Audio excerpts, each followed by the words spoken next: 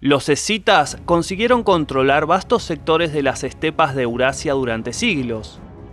Estos bárbaros, retratados muchas veces como rubios o pelirrojos, altos y fuertes, se encuentran emparentados con los actuales iraníes. Hábiles jinetes y guerreros temibles, se dice que cortaban el cuero cabelludo de sus víctimas y los colgaban en los arneses de sus monturas como adorno, y también que usaban sus cráneos para beber vino. Fueron el terror de griegos, asirios y persas, pero también un nexo que conectó culturas y civilizaciones distantes entre sí, como la griega y la china. A pesar de su ferocidad y del extenso territorio que controlaron, los escitas fueron desapareciendo paulatinamente de la historia y cayeron en el olvido. Pero gracias a los relatos contemporáneos de sus vecinos, la evidencia genética y los registros arqueológicos, podemos hacernos una idea de quiénes fueron los escitas. Si te interesa saber más, no te pierdas este video. Empecemos.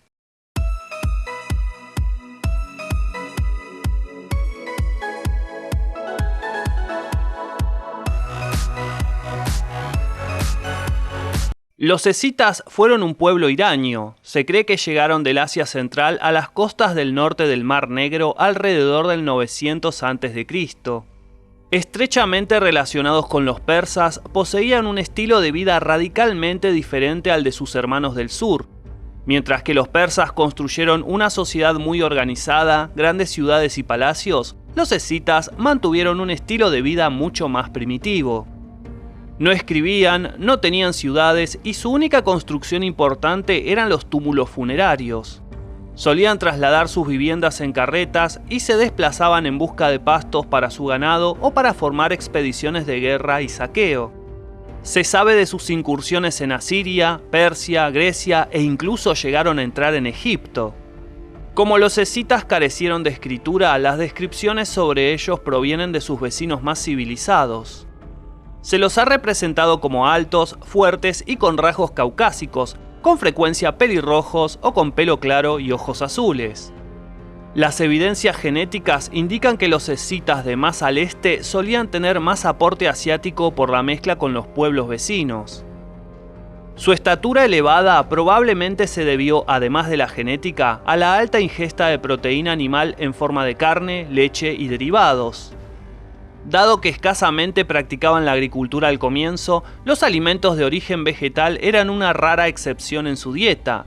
Incluso elaboraban bebidas alcohólicas a base de leche. El eje de su cultura era el caballo.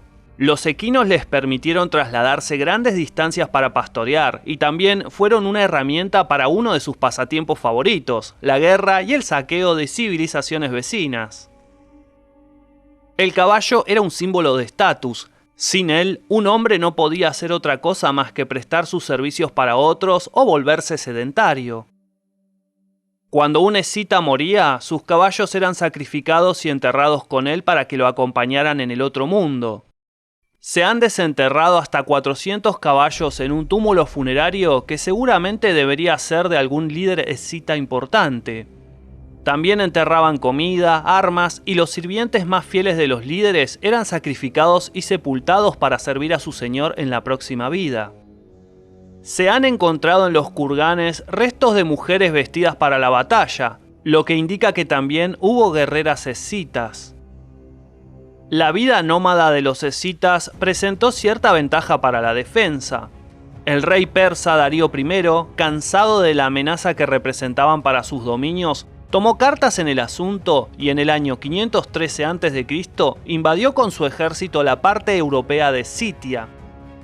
Dado que los escitas no tenían ciudades excepto una conocida como Gelonus que estaba edificada en madera, los persas no encontraron nada útil para proveerse a su paso, ni ciudades que atacar, ni ejércitos que ofrecieran resistencia. Los escitas adoptaron una estrategia de tierra arrasada y se retiraron al interior del territorio. Una estrategia similar se vio mucho después en Rusia con la invasión de Napoleón y con la Unión Soviética enfrentando a Alemania en la Segunda Guerra Mundial.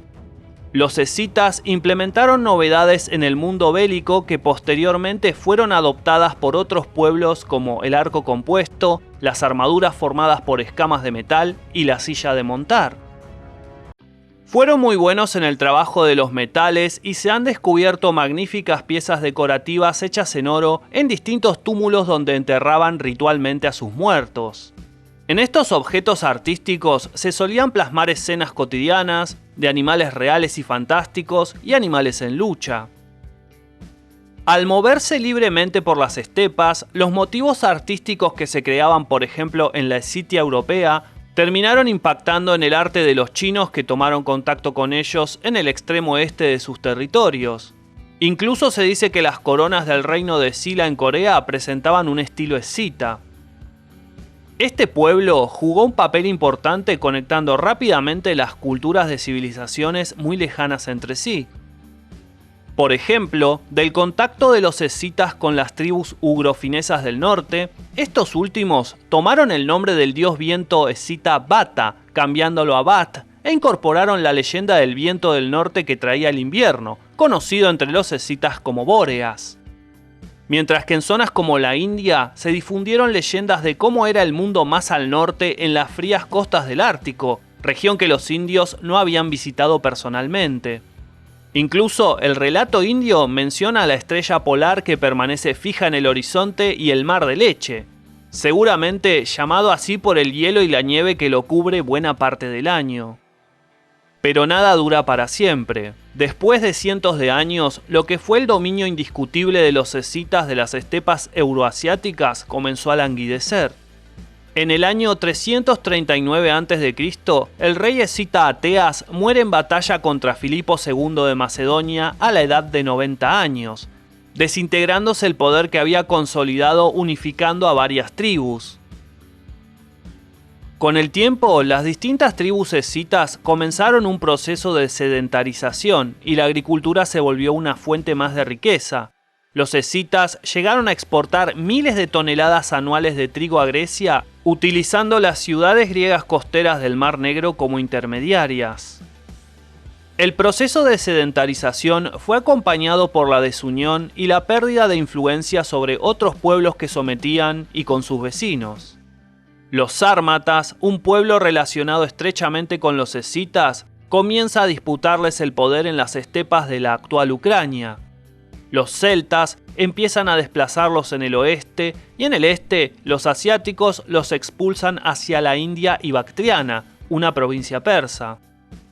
Más adelante, la expansión de los eslavos desde el oeste fue absorbiendo a los descendientes de los escitas en sus antiguos territorios e imponiendo su idioma.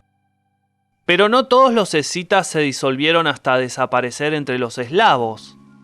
Los descendientes directos de este pueblo nómada están representados por los osetios que habitan Transcaucasia y continúan hablando un idioma iraño hasta hoy.